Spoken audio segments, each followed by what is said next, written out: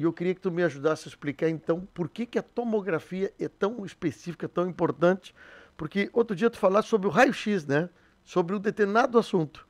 E hoje nós temos a tomografia que acaba enxergando outras coisas que daqui a pouco a, a medicina precisa identificar onde está a consequência ou distribuição. Isso seria para doenças respiratórias, a tomografia, doutor Marcelo? Bom dia. Bom dia, Fábio, bom dia a todos os nossos queridos ouvintes da Rádio Acústica. Não resta dúvida nenhuma que com o advento da tomografia computadorizada na área da pneumologia, ela mudou drasticamente, sensivelmente para nós pneumologistas. Hoje nós conseguimos, com a tomografia computadorizada, por exemplo, em algumas doenças intersticiais, que a gente fala as famosas fibroses pulmonares, nós conseguimos já evitar algumas biópsias com uma boa tomografia e com um bom laudo radiológico. A tomografia nos ajuda também na evolução do paciente, a decidir alguns medicamentos. No nosso carro-chefe dos pneumologistas, sabe, por exemplo, que é o DPOC, o enfisema pulmonar, tem um artigo interessante, um trabalho científico interessante que saiu a questão de 2 meses na revista Chest, uma revista norte-americana, na qual os pesquisadores pegaram 2 grupos de pacientes, pacientes homens, todos eles fumantes, uma média de 15 pacientes em cada grupo. Sim. E como eram divididos esses grupos, né? Eram divididos em pacientes, os 2 grupos pacientes sabidamente com DPOC, ou seja, eles tinham um diagnóstico de DPOC pela espirometria.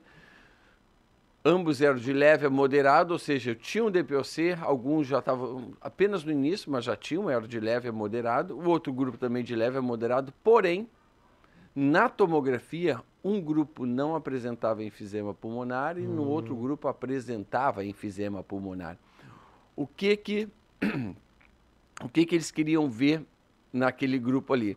Se tinha diferença na evolução do enfisema pulmonar nesse grupo, a qualidade de vida destas pessoas e também as exacerbações, o quanto esses pacientes procuravam o serviço médico.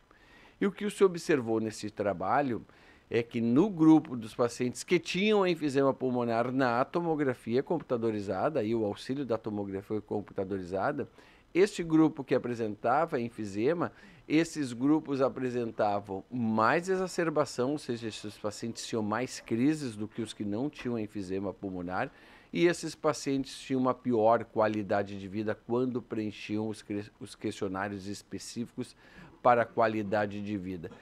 Então, isso nos ajuda, porque se eu tenho um paciente que tem um DPOC leve, mas na tomografia dele ele já apresenta enfisema, esse é um paciente que eu vou ter que ser mais incisivo no tratamento dele e convencer esse paciente também que ele precisa cessar o tabagismo, ele precisa fazer atividade física e manter a constância do seu tratamento, porque é extremamente comum dentro da pneumologia os pacientes se sentirem bem e abandonar o tratamento. Sim. E não abandona o tratamento da diabetes, não abandona o tratamento da hipertensão.